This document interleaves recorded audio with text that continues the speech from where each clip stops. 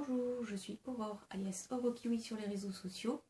Si vous arrivez sur cette chaîne par cette vidéo, bienvenue. D'habitude, je parle plutôt tricot-crochet, mais aujourd'hui, je vais parler de quelque chose d'un peu différent, puisque je vais parler de mon opération de la myopie.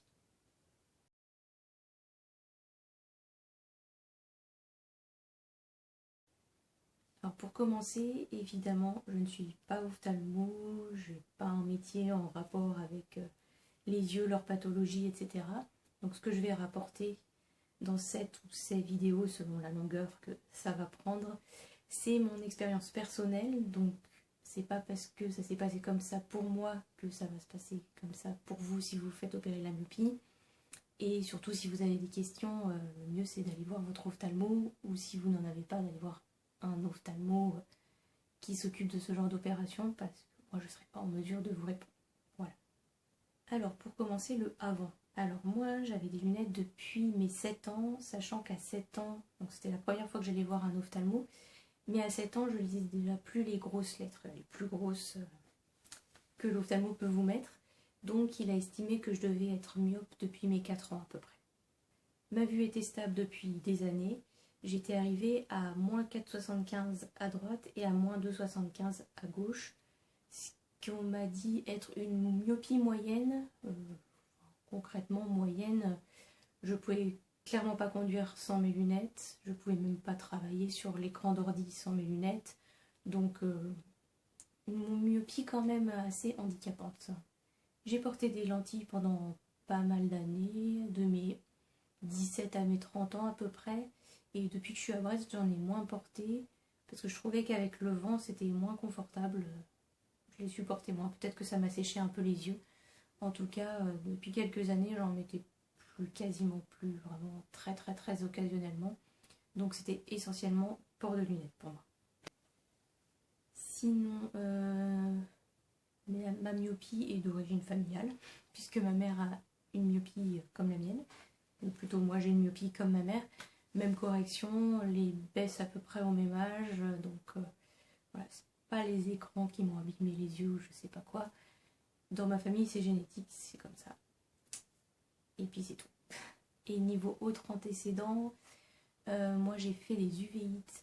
L'uvéite, c'est une inflammation de l'œil, de l'intérieur de l'œil. Si vous avez l'œil rouge, vous êtes sensible à la lumière, ça fait mal. Donc vous allez voir l'ophtalmo parce que ça fait mal. Et il vaut mieux, puisque ça peut vous rendre aveugle. Donc c'est assez sympathique. Sachant du coup que ce n'est pas une contre-indication pour mon ophtalmo, en tout cas à l'opération de la myopie.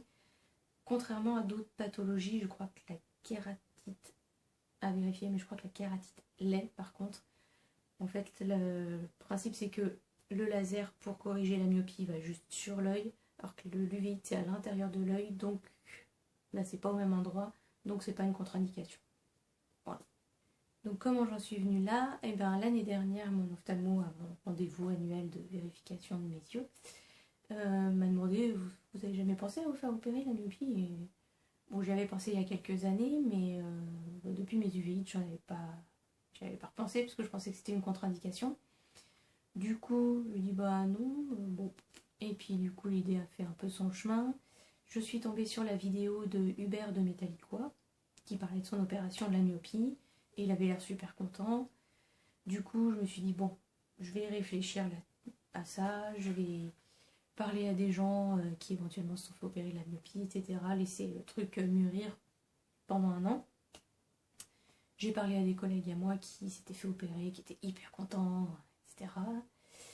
Et donc quand je suis retournée le voir cette année pour mon rendez-vous annuel, je lui en ai reparlé, il m'a dit ah bah oui on peut se lancer là-dedans, enfin c'est pas une contre-indication les uvéites du moment qu'elles sont guéries. Et il m'a dit prenez rendez-vous pour les examens préopératoires. Le rendez-vous préopératoire, donc j'ai eu le rendez-vous 2 semaines après. Ça fait rêver, hein, vu que ici, moi mon ophtalmo, j'ai rendez-vous dans les 6 mois pour un contrôle de la vue classique. Il y a certains ophtalmos, c'est plutôt 1 an, voire même plus. Ici, c'est assez dingue, quoi, les délais. Donc là, 2 semaines, c'est ok. Là, ça va vite, cool. Donc j'ai eu sa secrétaire pour prendre rendez-vous. Elle m'a donné des consignes, c'est-à-dire de venir accompagner ou de pouvoir rentrer sans conduire, puisqu'il vous dilate la pupille, donc conduire après c'est un peu compliqué, on voit flou, et puis en plus il y a du soleil, on est très vite gêné par la lumière, et donc il fallait venir avec des lunettes de soleil, pour la même raison. Alors le rendez-vous préopératoire, c'était en 2 temps, en quelque sorte.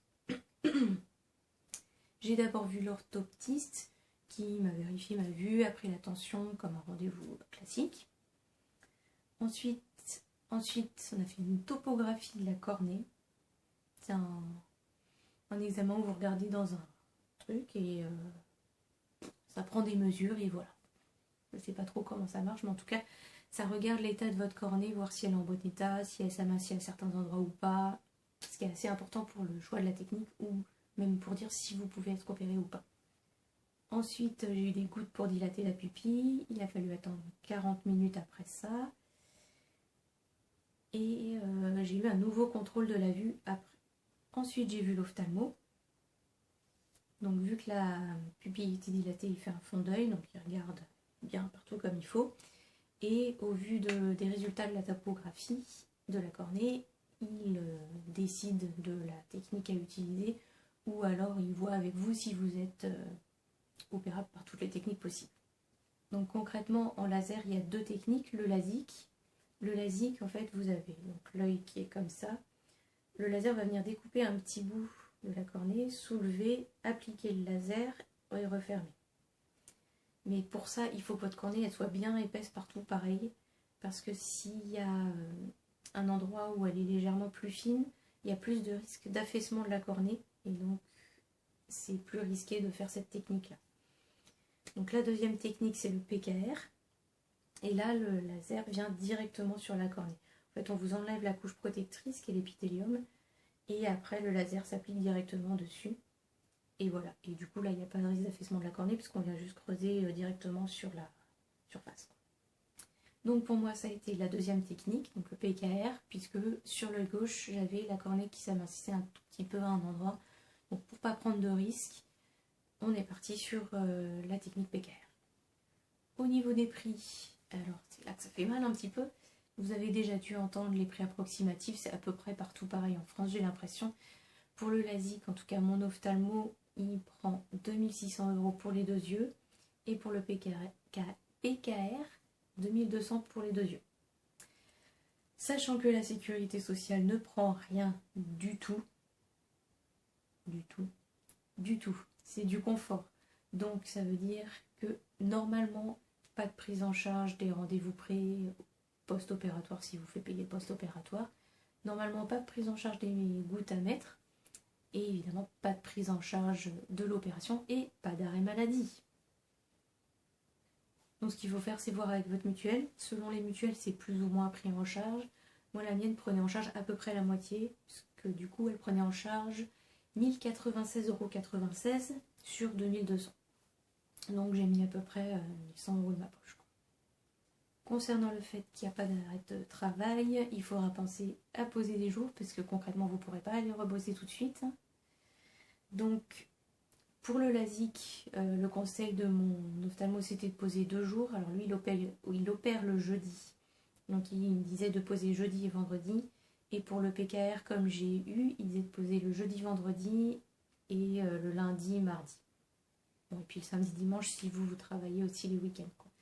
Mais concrètement, ça fait 2 jours pour le LASIK et 6 jours pour le PKR. Donc moi, mon ophtalmo, il opère dans un centre laser, pas en clinique, ce qui ne change pas grand-chose. De toute façon, c'est assez rapide comme opération, je vous en parlerai après.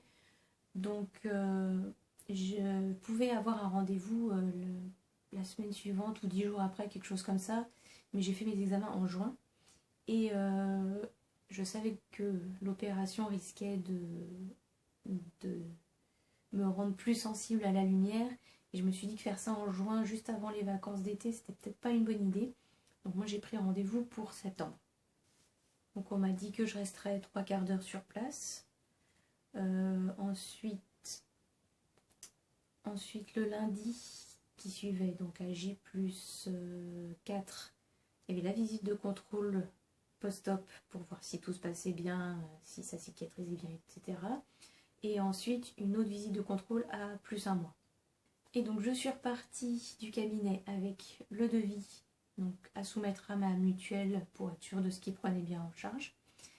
Je suis repartie aussi avec une décharge à signer et à remettre le jour J, disant que j'avais bien pris connaissance des effets potentiels secondaires, etc. Et avec une ordonnance pour les gouttes à mettre post-opératoire, sachant que du coup niveau gouttes il y avait de l'antibiotique, de l'anti-inflammatoire et des gouttes pour la sécheresse oculaire. Et dans mon ordonnance j'avais aussi un antidouleur avec du tramadol, je crois que c'est ça le nom. Donc un truc un peu costaud, je l'ai acheté et spoiler alerte, je l'ai pas pris. Voilà. Donc c'est tout pour la partie avant. J'ai demandé sur Instagram si des gens avaient des questions sur l'opération de la myopie. Il y a certaines choses auxquelles j'ai dû déjà répondre et il y en a d'autres que j'avais notées à part. Donc je vais essayer d'y répondre maintenant. Donc une des questions était est-ce que ça fonctionne sur les très fortes myopies? Alors moi j'avais entendu dire que sur les très fortes myopies, ils ne pouvaient pas forcément tout corriger. Néanmoins, une nouvelle fois, je ne suis pas ophtalmo. Les techniques, je ne les connais pas bien. Et du coup, c'est pas mon métier. Donc ce que je vous conseillerais, c'est quand même d'aller voir votre ophtalmo. Ce qui se faisait il y a 20 ans, qui ne marchait pas peut-être il y a 20 ans, marche peut-être maintenant. Donc ça vaut le coup quand même de demander, surtout si vous avez une très forte myopie, entre le coût, l'inconfort des lunettes, etc. et le fait de ne plus en avoir du tout, ça peut valoir le coup quand même de voir avec eux ce qui peut être fait ou pas. Deuxième question, est-ce que j'avais des appréhensions? Alors pour l'opération en elle-même, non. Honnêtement, bah, je savais qu'il y avait des gouttes anesthésiantes, donc en soi je savais que j'allais rien sentir. Ce qui m'inquiétait plus, c'est le post-op, les quelques jours qui suivaient. Donc voilà, vous allez voir dans la prochaine vidéo. Et la dernière question, c'était quelle a été ma motivation pour faire cette opération? Alors la première motivation, c'est que le remboursement sécu sur les lunettes, c'est de la grosse blague. C'est, je sais plus, 4 centimes, 7 centimes, un truc comme ça. En vrai, quoi, limite, t'as envie de leur rendre, quoi. C'est ridicule. Bon, tu les prends parce que c'est obligé pour que tu puisses avoir ton remboursement mutuel derrière, mais il y a un moment, c'est vraiment du foutage de gueule. Concernant les remboursements mutuels, ça prend pas tout en charge. Moi, pour ma myopie, j'ai pas des goûts spécialement de luxe, mais moi, mes verres, ils étaient forcément amincis. Moi, 4,75, sinon, c'est quand même assez épais, ça dépasse pas mal des montures. Donc ça, quand vous avez des lunettes tout le temps sur les yeux, bah, vous prenez l'anti-reflet, vous prenez l'anti-rayure, vous prenez l'anti-lumière bleue quand vous travaillez sur écran, donc ça va vite. Moi concrètement, j'avais la plupart du temps, j'avais plus de la moitié à ma charge encore. Donc avec la presbytie à venir, les prix auraient encore monté sur mes lunettes et je me suis dit que du coup c'était sûrement un bon investissement et que ce serait moins compliqué aussi à adapter les lunettes presbytie plus myopie, c'est assez compliqué d'après ce que j'ai compris. Enfin, les gens ont l'air d'avoir du mal à s'adapter à ces lunettes là, donc je me suis dit que, que la presbytie serait peut-être plus facile à gérer. Donc voilà. Et autre raison, je ne suis pas très optimiste sur la situation économique générale à venir. Je me suis dit que je pouvais me payer l'opération maintenant, que ça serait peut-être pas le cas dans quelques années et que potentiellement peut-être dans quelques années même on galérerait à avoir des lunettes. Donc au moins là la myopie, je suis tranquille.